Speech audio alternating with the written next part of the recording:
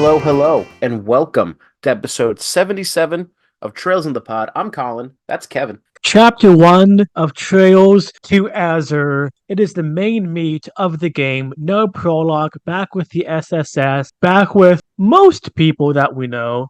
A couple new faces, but we're doing support requests. We're exploring mines.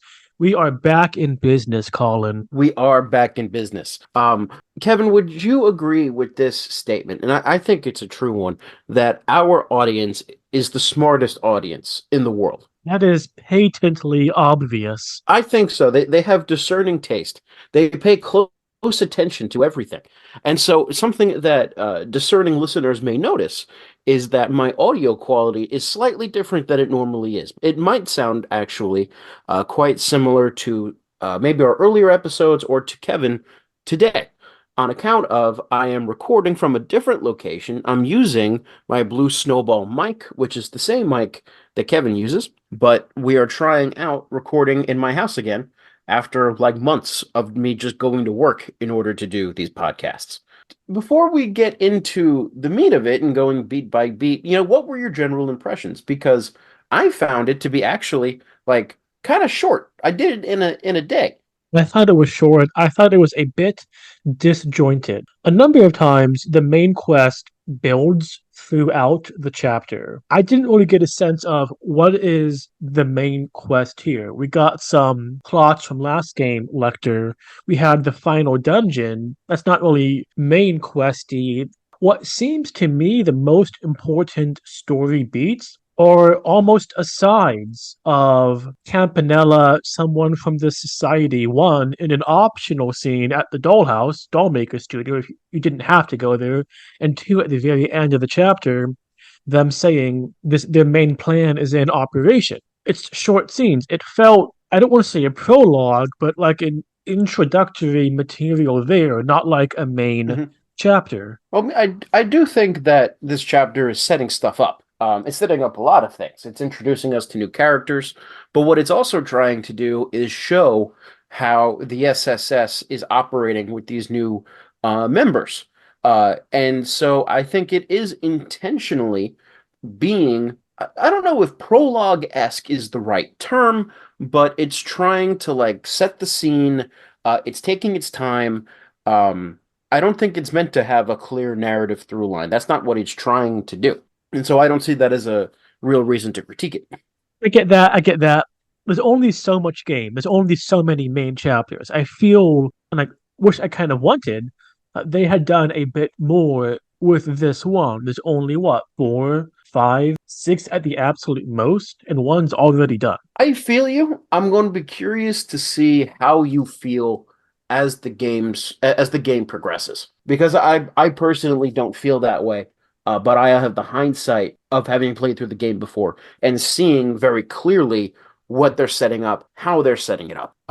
So like for instance, this is something that you and I talked about where you pointed out that the Lloyd Ellie connection, that relationship seems essential because it's kept in this chapter. It's still Lloyd and Ellie, the original SSS members, and then we have Wazy and we have Noel with Randy and Tio being absent. And so then you took that as a means of saying that, well, therefore the Lloyd Randy relationship is not as essential. The Tio relationship with Lloyd isn't that essential.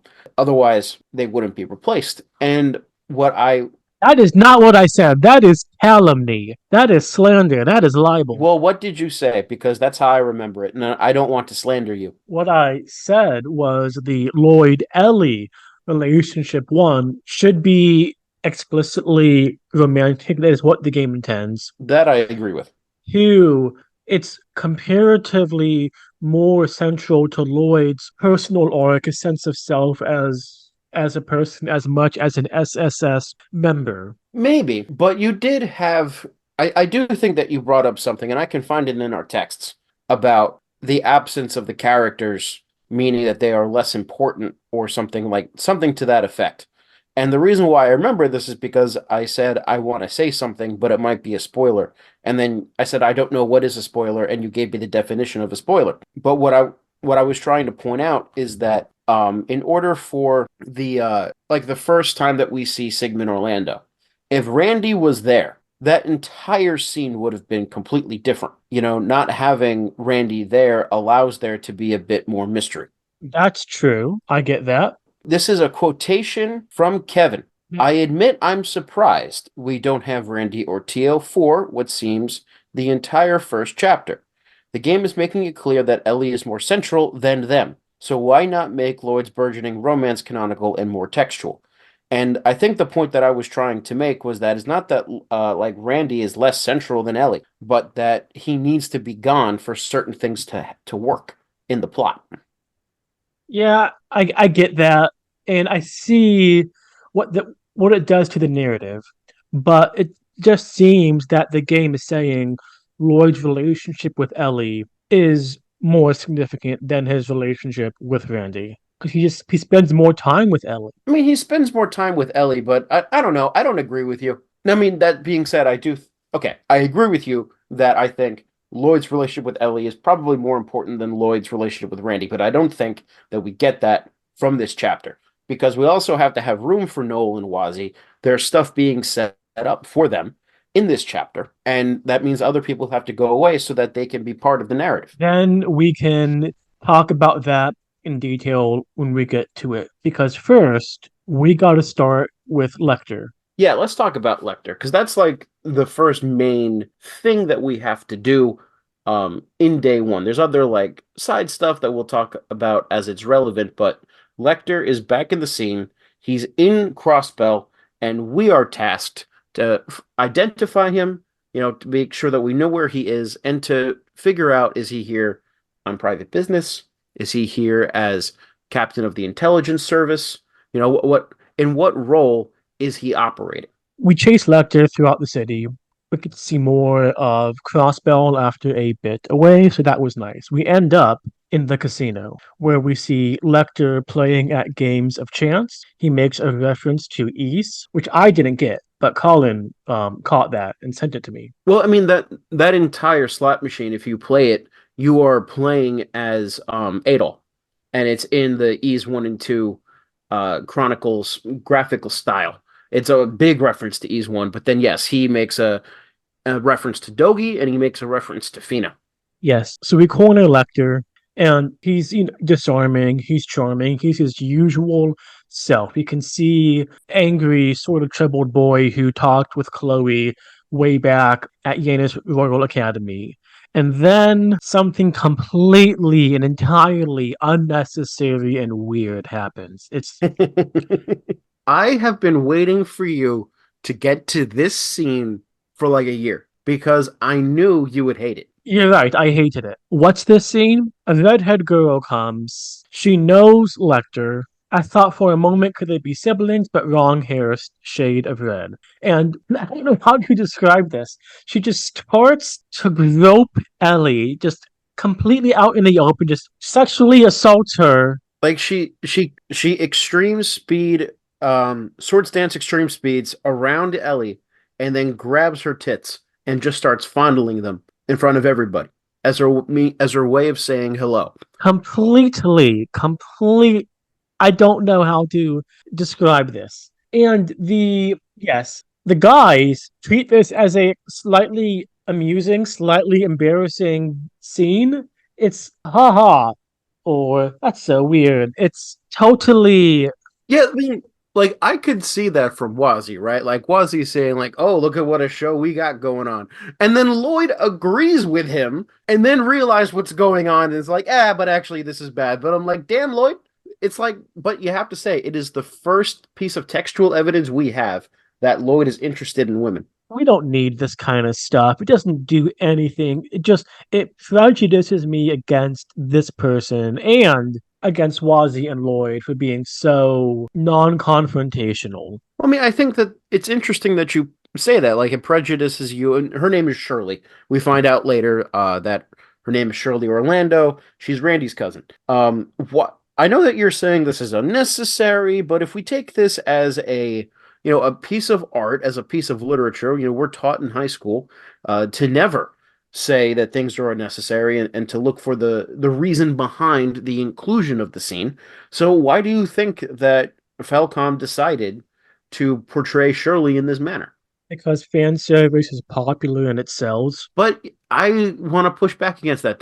Yes, fan service sells, and that's a problem when we get to like the 3D games, but ain't nobody jerking it to these like 2D models in which you can barely see anything anyway. I still think it's fan service. It's included for a reason. You can have these characteristics of Shirley, this brazen impetuousness, this disregard for personal boundaries, this, agility, be demonstrated in other ways. Don't you think that it kind of demonstrates Shirley's ability to um dominate the scene? Like the first action that she does, while she appears like all chipper and girly and whatnot, is to sexually assault somebody, and she gets away with it. You can do that in other manners. Okay, so like would you portray the same thing without that? Because what I am proposing is that the quote unquote unnecessary aspect of it, the sexual aspect of it, is an essential part of characterizing Shirley's character. Yeah, I get where you're coming from, but I don't think in these kind of histories behind deploying essentially fan service in this media genre type of genre, that requires a benefit of the doubt and viewing this as more artistic than I think is usually warranted. Well, like our podcast, Kevin, is dedicated towards analyzing these games as works of art. And frankly, I don't care if you like it or not. Like that's what our job is. And but taking as the whole as a work of art, the series as a work of art, this game as a work of art, this scene, this I don't think it's was crafted with the same intent and care. I think developers wanted titillation. Puns aside, maybe we just have to agree to disagree. I do think that I mean, yes, there a certain thing of like, oh, Ellie's got big boobs, and therefore it's fan servicey for people to touch them and for people to poke fun at them and to point them out. Yeah, I think that has more to do when like Ilya is doing it to Risha. When this scene in particular, I think that there is more being said about Shirley's character than like Ilya is when Ilya is doing it to Risha. That's more fan servicey. This seems more important to me. We do get a lot on Shirley, well, on what is the unknown redheads at this time, her character. So I'll give you that. No, she's not normal. And she's not normal. Touched weird. At the time, I thought it was Randy's sister. It does seem to be a cardinal rule in anime that if somebody has the exact same hair color, therefore they are related. At the time, I thought it was Randy's sister. Turns out it's the cousin. So I was sort of close. This is not backed up by evidence. This is speculation. But there are four in the Kaseki universe that we've seen so far with this hair color shade.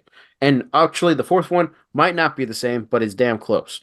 So we have Randy, Sigmund, and Shirley, right? They're all part of the Orlando family. But think about Nine Volley, the exchange shop, where you have the owner of the establishment. Her I forget her name.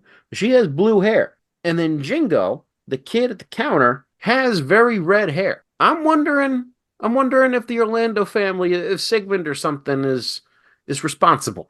I've never considered that. I don't know. Is it the exact same shade, though? I haven't checked scientifically. That's something that we can pay attention to in the next chapter because, Randy will be in the party. Yes. If any of our audience members has thought the same thing or has any piece of supporting evidence, please let us know. We would love to explore this theory further. So when it comes to Lecter, we do confirm that he is operating as an intelligence agent. He clearly has Shirley in his employ. It's revealed later that also Sigmund Orlando is in his employ. And this is important because there seems to be a underground bidding war that Lecter does eventually win at the end of the chapter over the former headquarters of Ravash. We have Highway wants it, other people want it, the Imperial faction wants it, and Lecter ends up winning that. Why do you think he's here? Like, yes, he's there to be an intelligence analyst, but like, do you have any thoughts about what his mission might be or why it's important that he's here? There's something going on with Crossbelt. There's that trade conference. That's not in Crossbow. I think that's in Liberal, though. The society is recently taking more of an active interest in Crossbow. There was the whole big scandal. The government was completely upended. And when that kind of thing happens, any spooky magic aside, any imperial power with a vested interest for the Empire saw their patsies, their faction, get totally demolished, their leader in hiding, now under arrest. They're going to want to get people in on the ground to reconnoiter the situation. So I think it makes a lot of sense for Randy to be there a couple weeks ago, a couple months ago, the start of summer, but why now specifically? I don't know exactly. Also, we have to think about why do it undercover. It's not like the big wigs of the empire can't go there and throw their weight around.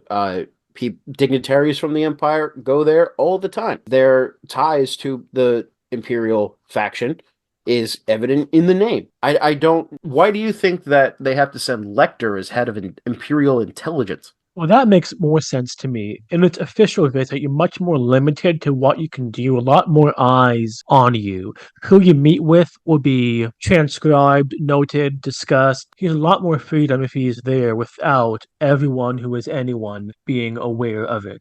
Well, we'll have to see what he does. It is interesting to me that he's choosing to work with people who are part of a very infamous Jaeger Corps. Because it's revealed at the end of the chapter that Shirley and Sigmund, they're from the Red Constellation, which is like this huge, very famous, very destructive and powerful Jaeger Corps that Randy had also been a part of. And we've heard a bit about them when Vandy opened up on the docks towards the end of Zero. Let's talk a little bit about Sigmund, specifically how we meet him, because I think that two parts of it are quite interesting. One in kind of a negative way and one in a positive way. And so we meet, I agree. Well, one in a weird as hell yeah, way for me. which I think is the negative one for me. But so the way that the day is structured is okay, we meet up with Lecter, we do that, and then Sergey wants us to go to police headquarters.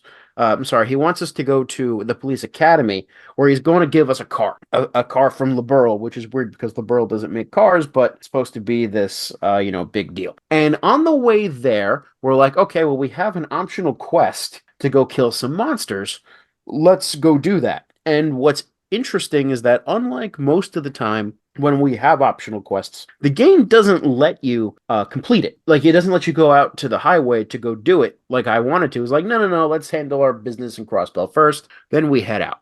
And the reason why is because this quest doesn't actually exist. We show up there and we see this big ass red haired dude, Sigmund Orlando, and he's already killed the monsters, which means that is not like this quest could not have been done by the player. It's a fake quest, but you don't know that when you're playing. And I think it's interesting how they're using our in-game quest systems in order to it's better integrated into the story, right? This is a quest that exists outside the world, is not just dependent upon us, and then somebody else is taking care of it. So then we lose the ability to get DP and money and all of that. But we can get DP in another way, and this is the weird part. When we meet Sigmund, a train comes by, which he can predict, I assume, by hearing it or looking to the left. And as it goes by, the game shows you each individual car. And at first I'm looking at that and I'm like, well, is there anybody significant in these cars? I thought one of them was significant, but then I saw the same sprite like 5 times. So why go through all of it? And what the game then asks you is it asks you how many people were on the train. It asks you to have counted all of the people. And I guess it's trying to show that Sigmund is able to do that. Like, he can take a look at a bullet speeding train and count every single person on there. But given the fact that if you get it right, you get DP, and people want to do completionist runs, it seems a little bit of a weird ask for the player. What did you think about that moment, Kevin? I thought maybe at first, oh, if you get within a range, you would get maybe a sliding scale or within 5, 10, whatever. But no, you got to get the exact 52, 53, I believe it is. It's not something you can go back and look at and count again. It is weird. I do not understand what's going on. I mean, I do, obviously, but the thought process is bizarre. You can see everybody, but you're not really like thinking about counting everybody. But this general guy, this guy who's in charge of battlefield tactics, is counting everybody. He knows exactly who's in front of him, and I think that the failure on the player to do that is supposed to Yeah, highlight that aspect of Sigmund's character. And I also think that, I mean, like, we live in a world in which we get a prompt like that, and I did it. I'm sure you did it. The first thing I did was pull out my phone and I typed in how many people on the train trails from Azure, and I got the answer, and I could get my DP. I did not. Yes, I looked it up. So I mean, in a way, the complaint because of the contingencies of modern gaming, then that's not much of a problem. And also, it's not like a game has to cater to the person who wants to get absolutely everything in the first go around. This game has a new game plus, and the second time around, you will then know, oh hey, I should pay more attention and count them up or save beforehand so I can try it again. Yeah, I get that. And about the new game plus, I wonder how many people with these long, very long games, how often do people replay them?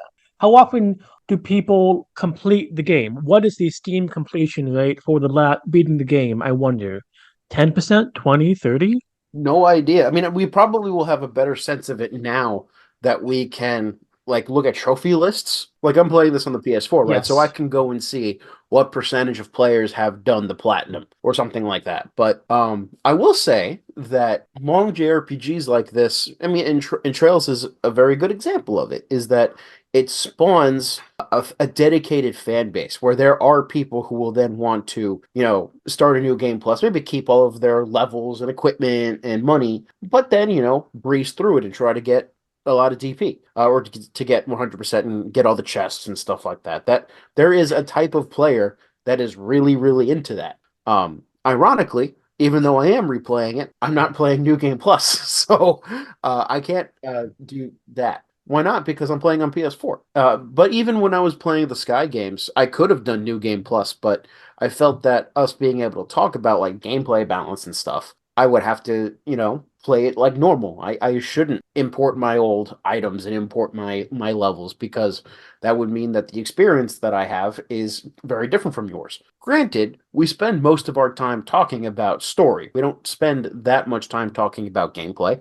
But still, it is an integral part to the narrative of the story, as some of these episodes that we've talked about already today kind of show.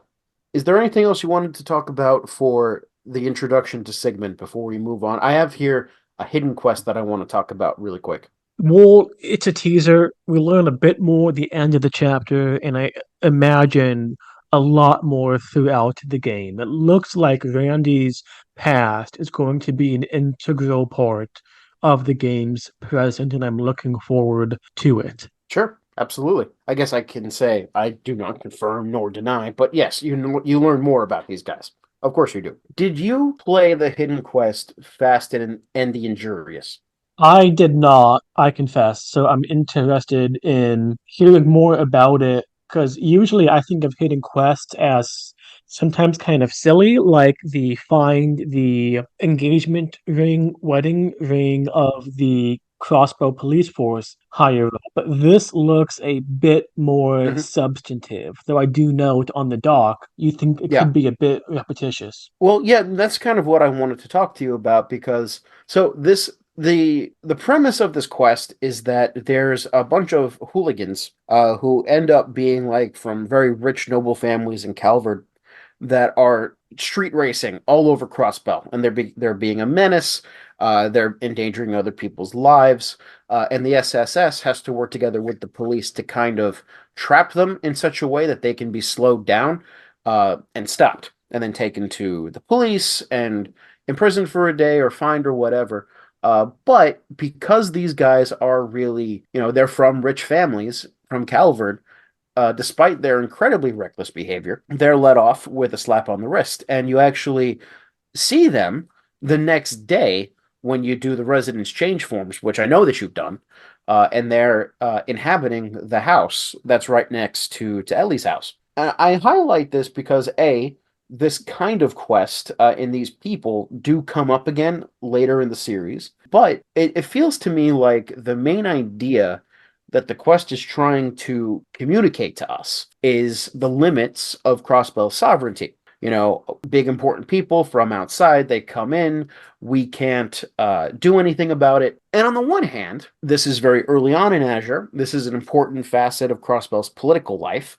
So maybe it serves as a useful reminder, but it also seems like this is a lesson that we have been hit over the head with numerous times in the previous game. And I don't see that we really get any more dynamics to it here, other than reminding us that it exists. And so I was kind of Yes, hoping that you had played it so I could get your take on if this quest was necessary or not. So, from just what I told you, what do you think? necessary in the way it's portrayed. I think you can do interesting and novel engagements with this theme of Crossbell's very tenuous quasi independence, perhaps something artistic or more economic. Thinking back, I thought our when we did the train trip or the train quest in Zero of going on the train and the Hmm. little old lady smuggler, I thought that was really interesting because it was a more personal, more intimate. The states weren't involved explicitly, but implicitly because, yeah, they're citizens of the imperial powers. And that was interesting gameplay wise. You get to talk to people and pay attention. So have a different theme, have something new and something engaging with the gameplay. And yeah, but when it's the same old, it's second verse, same as the first. So I will say that at the moment I think that that basically only serves as a reminder. And it's an important reminder because some of these issues are going to play a very important role. I don't think that's much of a spoiler to point that out because it's basically what Crossbell is, but it's an important thing to remember. Something that I want to point out both to myself, to you, and to our audience is that I don't have the best memory of all of the beat by beat moments of these games. You know, it's been a while.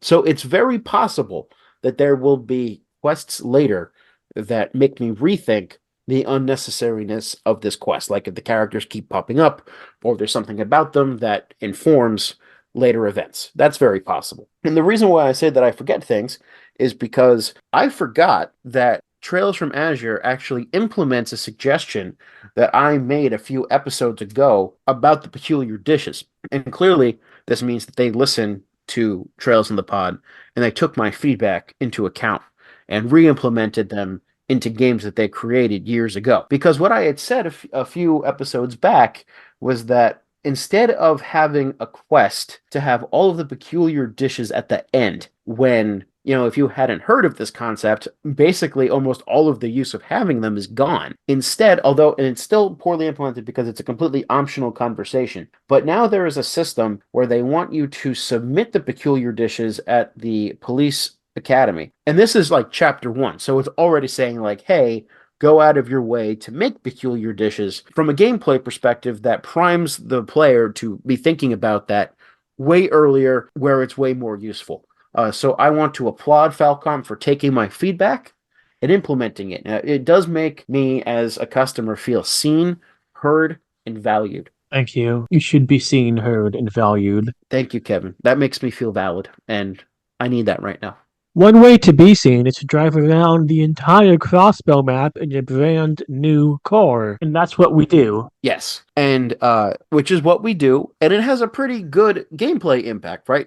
We now have a fast travel system that's not just the city of Crossbell, but it's the entire state of Crossbell. And I do think for a game centered on one prime location in which you're constantly going around the same state again and again and again, like we were with Zero, that this system is a much needed quality of life improvement. I don't think it's as necessary in like the Sky games where it's basically moving along a linear path, but for this, especially if you like want to go and complete two quests that are on the opposite sides of the map, being able to just teleport to each individual place cuts down a lot of time.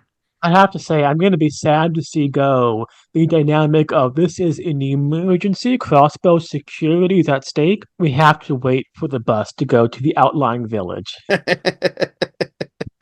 Well, I mean, there's been a couple of times in which we couldn't wait for the bus, so we had to hoof it, right? Yeah, exactly. And I'm sure the core will be unavailable at plot important moments, mark my words. But overall, it's good. And it goes to show how the excitement, the wonder at the core. This is not. It's modern-ish. It's the most modern of these societies that we've seen, but there's still important differences to the here and now today. For sure. I mean, like cars are they're known about, but not everybody has one. It's a big deal to have one. Indeed, and that's basically day one. So yeah, I mean, day one sets up some stuff, but there's not a whole lot of like. I think is it day one or day two? Because we just got the car, right? So is this when we go to to pick up Kia from Sunday school, and then we run into Reese? Correct. Correct. Correct. Okay, so I have that written down in day two, but it actually happened in day one. So let's talk about that because that's kind of important. You know, Reese pops up, and not it's not just that Reese pops up and she's joining the church, which we know, right? This is dramatic irony. We know that she's the girl, part of the Girls Ritter. We know that the Girls Ritter are not allowed in the state of Crossbell, and they are infiltrating the church anyway. It's dramatic irony because the Church of Crossbell doesn't know that. But what is weird is that Ellie not just knows Reese, that's fine, but seems to know about the existence of this secret order called the Gralsritter. Which is bonkers and wild. Well, one, not that secret. Two, they had met before, and okay, timelines. When would that be possible? Sorry, Ries has not been a squire all that long, and so when was she traveling enough to go and meet Ellie and presumably spend enough time, get to know each other to that kind of depth and degree, where a massive personal secret about her was revealed? Well, I mean, I don't know if we actually know how long Reese has been a squire because I don't think like we know the timeline at which she's been assigned to Kevin as a squire, right? And so the end of that happens during the third, and the third and zero, there's like a couple of months gap in between, maybe 6 months, something like that. Not that long.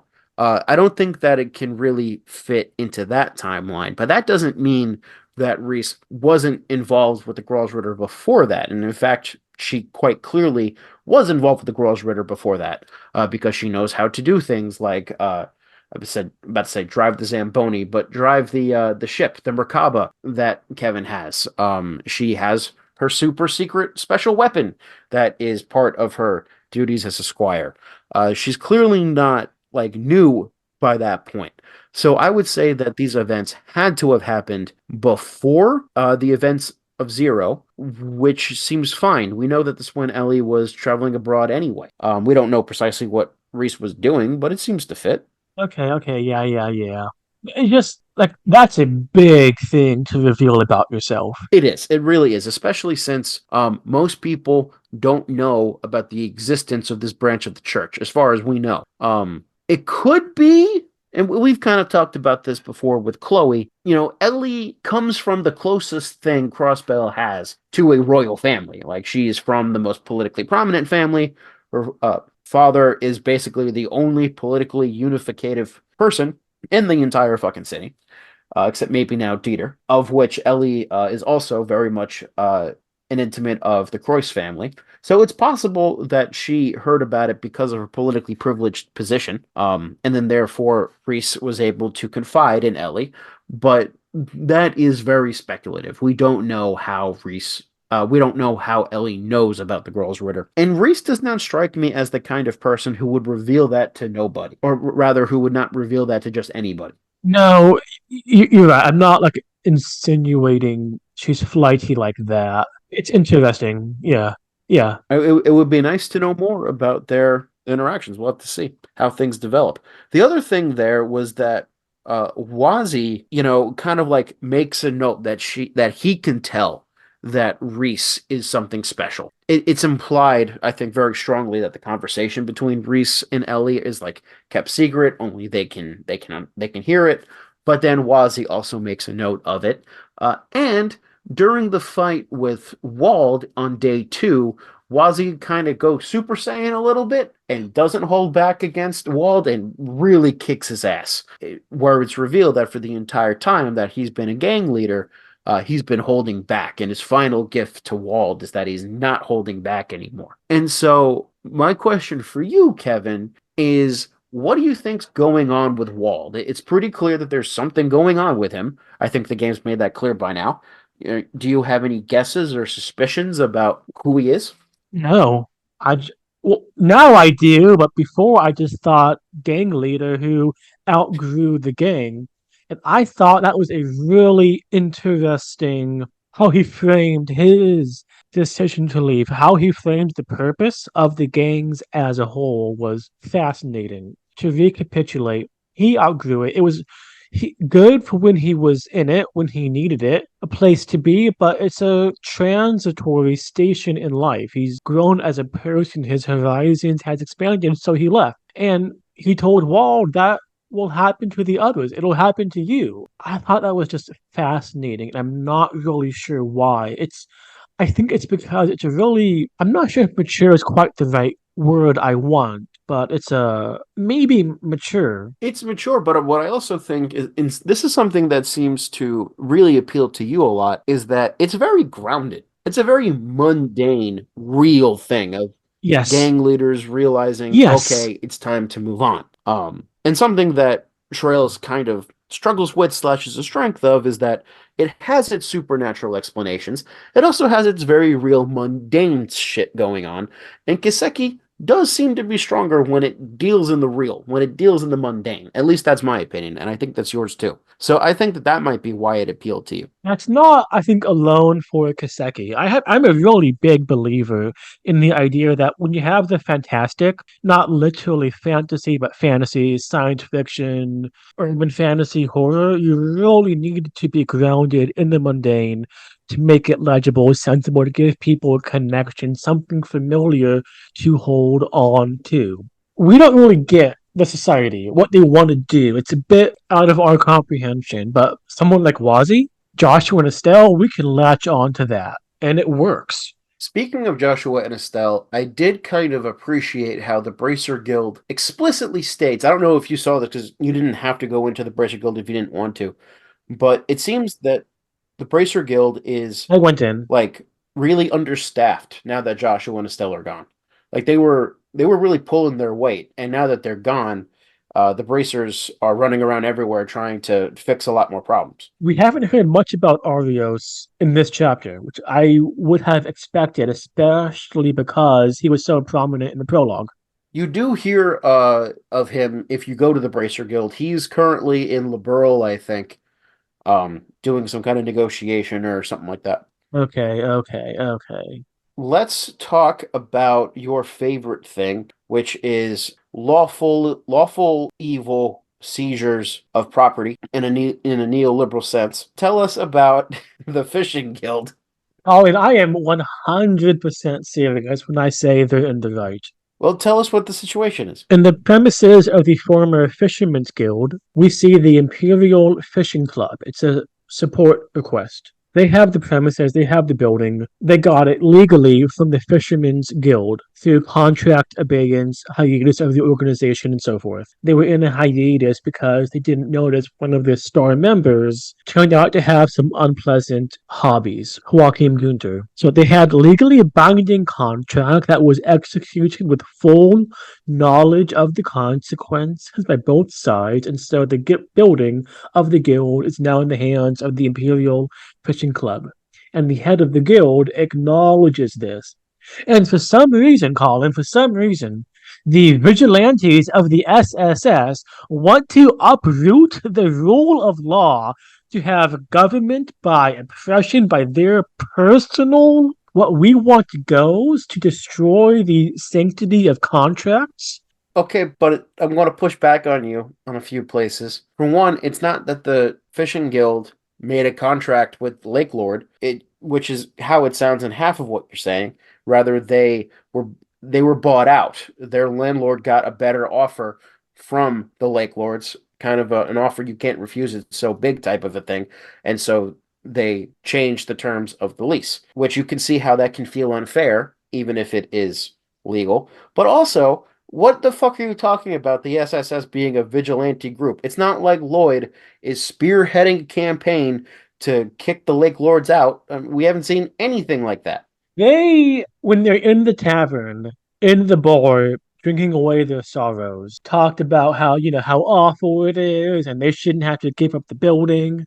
Yeah. So Lloyd is commiserating. with his fellow guild members over an I unfortunate thing find that that happened. offensive. Unless we see the SSS raiding the building to try to kick out its lawful tenants, I don't see what the hell you're talking about. They should not be so seditious. He's not seditious. He is 2 steps away from planning an assault on the property, Colin. Okay, Kevin. So that's part of this main quest about changing residences. There's a few tidbits Yeah, there. It seemed to me more about world building than anything major. There's a side quest that I wanted to get your opinion on about a girl who loses her umbrella because somebody else took her umbrella because it looked exactly the same. But she wanted to make sure she had her umbrella because her grandpa gave it to her or something and it had sentimental value. So we have to run around the entirety of the city to find a little girl's umbrella. And normally, when there are quests like this, there is some underlying like piece of world building that we're supposed to get, or things change and like there's an important plot character, or something like there's something of value to discuss. Like I'm thinking when the head of the Calvert faction's daughter ran away to the airport, that allowed us to talk about a lot of different things about adolescence, about politics and crossbell, stuff like that. With this Umbrella Quest, I can't even remember what happens. And I played this 2 days ago. Was there anything of value that you found in that quest? Or am I just ignoring it?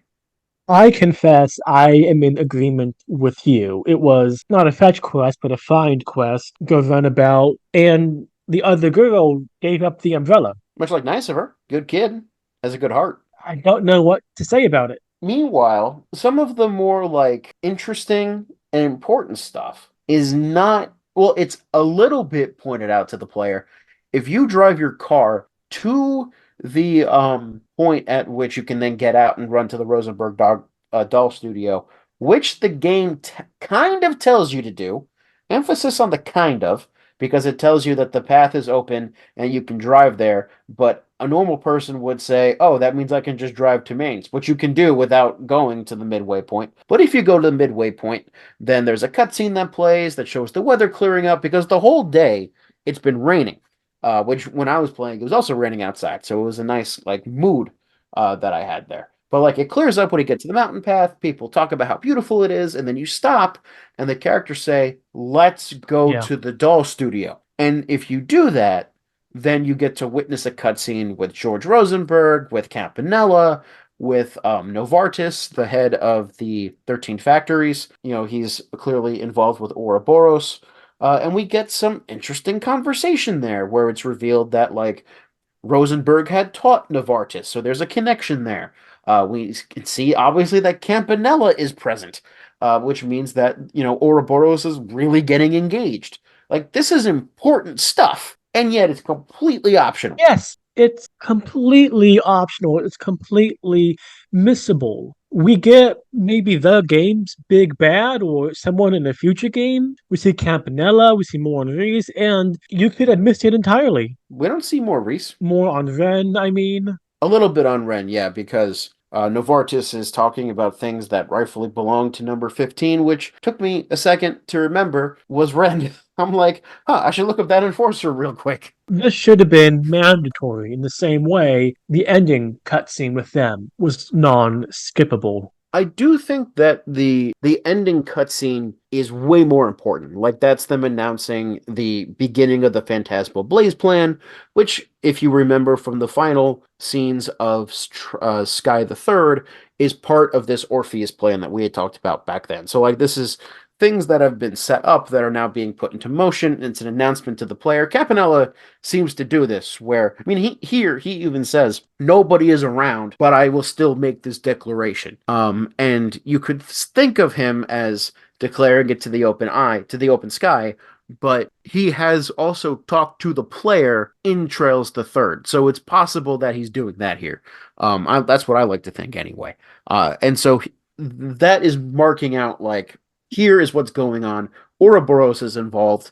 It's the beginning of the plan that we had talked about 2 games ago. That's more important than this optional scene. I do. Maybe this will be worth it for a sidebar, but I feel like we should play some PlayStation 1 RPGs or something before we can even get into it. But there is an old JRPG design philosophy that not everything has to be spelt out for the player. Like, you should be rewarded for exploration by means of story. Like, it doesn't have to be that all the story stuff is pointed out to you and then exploration is limited to like opening chests or finding a new boss or finding a new weapon. Like, there are parts in the original Final Fantasy VII, including two characters and tied to them complete important aspects to the lore of that game that are completely missable if you don't go out of your way to explore. And I mean, we've been talking about how I might make you play Final Fantasy VII instead of Final Fantasy V. And if we do that, then I want to get your take on how successful that is. But, that game was brave enough to let you miss stuff like this if you weren't paying attention or if you weren't like exploring everything. And I think that's what Azure's trying to implement here. Yeah, also, interjection, listeners, we've not forgotten the game challenge. No, we have not. In fact, we need to plan when we're going to do the next one because you had said Dragon Quest 3 and I'm trying to subtly convince you to change it to Dragon Quest 5 because I think that game would be more fun. But either way, we do need to get started working on that soon. I'm happy to change it. Then let's do Dragon Quest 5. Yeah, The one thing that we will not change is Suikoden because that was decided by the community. it is sacrosanct. Sacrosanct. Yeah, much like the Roman tribunes who were sacrosanct until they weren't. Thanks, Crackeye Brothers. Gotta move on from that. Okay, so I won't say the main quest, the final quest, the combat quest, we go to the abandoned mine near Mainz village. It's not that connected to days 1 and 2. At least I don't see it. Do you? I do think that it's like important in that these 2 days we have seen the SSS start to work together. We're seeing, especially in the dialogue, how Noel and Wazy are working into the pre-existing group dynamic. And so this is important in that it's their first real big mission together, right? This is their first quest together. This is their first dungeon. And I think that thematically, having the Mayor of Mines reach out to the SSS explicitly is showing the rising profile of the SSS. It's acknowledging the relationships that they've built. It's acknowledging the role that the SSS has played in mains before. But I do think that this chapter in this dungeon in particular, it's about setting stuff up. It's about fleshing out the world that the SSS live in. And so it fits in with the rest of the days that way, and that's what all the days are doing. But it's not like there's a clear get from point A to point B to point C, which I know we've complained about other chapters not always doing. I remember in Zero, you were very adamant that I think it was like chapter 3 that had 4 days, that chapter 1 just didn't belong there because it's not linked to anything else. And we need to have linearity. Day 1 really. You did say that. We have it recorded. I would never say that. Never. It's fake news. Yeah, it's fake news. Alternative facts. And there I was trying to point out that day 1 was setting up Joachim Gunter. I'm not saying like the same exact thing is happening here, but I'm pretty open about how this entire chapter is setting stuff up. And so I think that I am not criticizing the day for being a bit scattershot in terms of its linear progression, because I don't think it's trying to do a linear story progression. It's really trying to set a foundation. One could argue that the prologue should be doing that. And given the length of some prologues that we've had before, I could see how, like, you could take the prologue and this chapter, and you would have the length and importance of the Trails in the Sky FC prologue.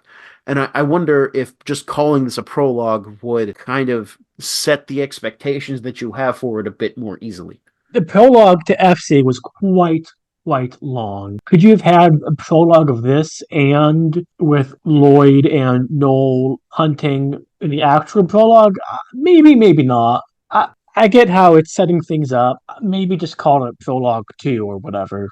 I think that if we called it prologue 2, we would spend the next hour and a half bitching about how stupid it is to call something prologue 2, and why isn't it just part of the prologue, or why isn't it its own thing? Why do we have a second prologue? Oh my god, this game is so slow. At the same time, I can also see that if we wrapped it into the prologue, we would be like, this seems to be two different gameplay styles. Why did we lose Dudley and Oreos just to get Wazy and Noel? This seems different enough to be its own thing. especially since the prologue there is like very centered on one dungeon, and then you go into Calvard, in which then you switch the next day to go into Crossbell proper. I don't know. Maybe we should just accept the fact that it's chapter one and then just say, okay, it's another setting up chapter. Maybe that's the best way to look at it. Yeah, maybe I'm making mountains out of molehills. You? Never. That would never happen. Never, never. You're never wrong. Thank you. What did you think about this dungeon? So, like, we go to this dungeon because weird shit's happening. This was an abandoned mine, and then all of a sudden, the mine started to glow purple. I would say if any place just starts to glow purple or whatever color it was glowing, that is cause for alarm. And so then they have us investigate. And as we go in, there's a bit of a collapse at the entrance, so we can't get out. It's like nature is burning the ship, so we have to keep going forward. And then we can talk about the ending of that quickly, but what did you think about the dungeon itself? One thing I liked was the reminder the world of Zemuria is different. Ellie notes, it sounds like gunpowder, but it's odd. It's quite rare. People hardly ever use it. And gunpowder, the combustion engine, is so central to our world, society, technology. Having the reminder, not here, it's the Orbital Revolution. I liked it. We saw it in previous games, and it's always nice to that brief reminders how different it is. One. Two, gameplay wise, we get a new mechanic for the first time in a while. Or we get the new master courts, but that's more passive. This is the first new active gameplay mechanic in a bit. We get burst attacks. Once your burst meter fills up, you can discharge it. Your party goes, you do arts instantaneously. You get some bonuses. It's a good to use against, a boss. And the game kind of goes out of its way to really encourage you to use it because they're like, if you don't use it, if you fall into the JRPG trap of saving it until you absolutely need it, it will go away. So like, fucking use it, please. And I will say it recharges back relatively quickly, so it's something that you could probably pop off. I don't know, two, three times in a boss fight, and they also will say like we're only doing this for climactic moments, which is a little bit odd because normally you don't have a game talking about itself in that way. I don't necessarily mind it. I think it's a bit more transparent, but I was curious as to what you thought about it, clearly stating this will happen during climactic moments of the story. I don't generally like that, the breaking the fourth wall, suspending the suspension of disbelief, but in here I thought it was fine. It was just emphasizing don't fall into the common trope. So yeah.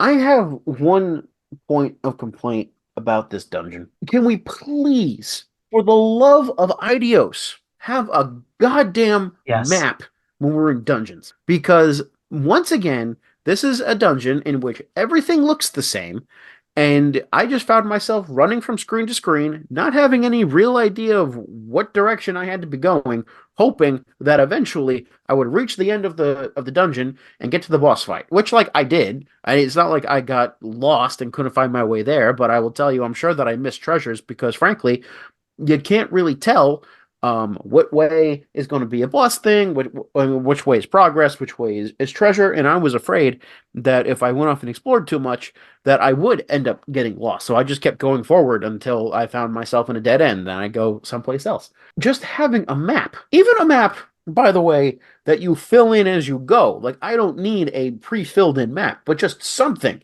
that gives me a sense of where I've been, where I still need to go, and what this place looks like would be really great. And the fact that it's not in this dungeon means that it's not in this game. So we have to play another 50-hour, 60-hour RPG without a dungeon map. And I don't even remember if they're in Cold Steel. I know eventually we get them, but I don't remember when. Okay. I agree with basically everything you said. I got lost. I did try to explore, got to move back. Yeah, I don't know. What's the point of not having them? I guess the point of not having them would be to like increase the level of mystery, level of danger. This is an unknown area. So you have to like really get into the trenches and explore and stuff like that. Screw that. There is an old style of game, the dungeon crawler. These days, they will have auto mapping functions in which the game draws the map for you. But in older games, like the foundational stuff, but even like going into the generation that this game was created during, That was not always the case. And so a lot of people would bring out graph paper and make maps by hand as they're getting through dungeons like these. A lot of people who played the Phantasy Star series, for instance, will talk about how they had to do that, or like I don't know, a lot of the first-person dungeon crawlers that I have not actually played. But this I'm wondering if the Trail series is pulling on that tradition, and if they are, they need to stop it because even that genre of game has moved away and has given themselves the ability to draw a map for you. So let's talk about the last bit because right before we're about to fight the boss, Randy appears and joins your party. I kind of wish we could have chosen Yes. who he would replace, but he replaces Wazy, and then we go to town, we fight the boss. What did you think about Randy showing up? There's always going to be some element of how did you get there without at the right moment, but you weren't seen by us, or we didn't see you. Why couldn't Wazi fight? Because it's a powerful boss fight. Why is a member of the SSS being like, nah, you guys got it. I'll just chill out here. That said, if anyone would do that, it would be Wazi. Yeah, but what's the non gameplay reason for him not being on the front lines fighting? I mean, he is in a support role. No, I don't think that there is. I think it's purely a gameplay reason, and I think that the integrating people outside of the party as support members are meant to show that they are still contributing, even when in a gameplay level that they are not part of the main four. There's always going to be some suspension of disbelief with regards to that. It's just don't do it too much. I don't know. What something that I found really cool about Randy joining, and I didn't even notice this between Lloyd and Ellie, but it's there too, is that they still have their combo crafts. I had talked a few episodes ago about how I found the combo crafts Yes. to be really powerful and that I was going to use them more often. Those combo crafts are supposed to represent that these people have been fighting with each other, not like against each other, but like side by side with each other, and so that they've learned each other's fighting styles so that they can cooperate. And it makes sense for Ellie and Randy and Lloyd to keep that going. You know, just because they've been gone for a month doesn't mean that you stop that. And the fact that all of the old SSS members still have their combo crafts, I think goes a long way to creating continuity between the two games. Because you and I had talked about how these Trails games, they do have a bit of a Metroid problem in that from a gameplay design perspective, you do have to reset power levels so that the player has something to grow into and to advance. You know, if we had all of our quartz from the last game, we would have all of these very Yes. powerful arts and stuff like this. It would make the game a bit of a joke. It's why every single game we always get an upgrade of the orb system that all of a sudden all of our old quartz don't work anymore. It's a plot contrivance to reset power levels. And you were telling me that you don't like that. I see why. We know what's going on. One of the compromises I suggested was keep the slots open so we don't have to because I did not get them all reopened. I had most of them unopened, I do believe, the end of chapter one. I get why, with these long running series with the same characters. It's always Yeah. annoying, and I don't think I'll ever not be annoyed because it can feel all of the effort, a lot of the effort grinding up, kind of wasted. Because the levels, we are higher level doesn't mean much if the enemies are now higher levels too when we start game two. I mean, that's a really important point. Like, I think that it's supposed to show the growth of the characters, but we still have to go through introductory dungeons and, actually fight them. We're not just one-shotting stuff, even in the same areas that we were one-shotting stuff before. So we've kind of already talked about the ending. Campanella announces that it's the beginning of the Phantasmal Blaze plan. We learned that Randy is related to Sigmund and to Shirley, who's working with Lechter. They get the Ravash building. It seems like, things are starting to tense up, and we're going to get to a point where things will explode at some point, but we're not there yet. This chapter has been setting stuff up. Do you have any, like, overall thoughts that you want to share about this chapter that we haven't said already? Talk about Randy and what's going on at the very end of the chapter. You mean when it was revealed that his father was killed? Yeah, so what about that did you want to talk about? Why are they in Crossbell? His father's dead, died fighting some other Jaeger. Why? What makes them? Why are they in Crossbow? Why is Lecter in Crossbow? Campanella, the guy in the lab coat. Something. Why now? I wonder. Well, I think that we're just going to have to play the rest of the game to see.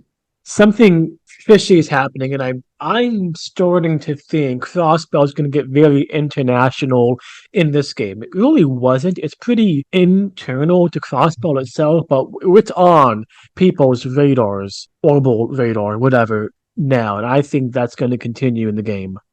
Orbital radar. I mean, I think that you have some good instincts there, just based off what we've observed.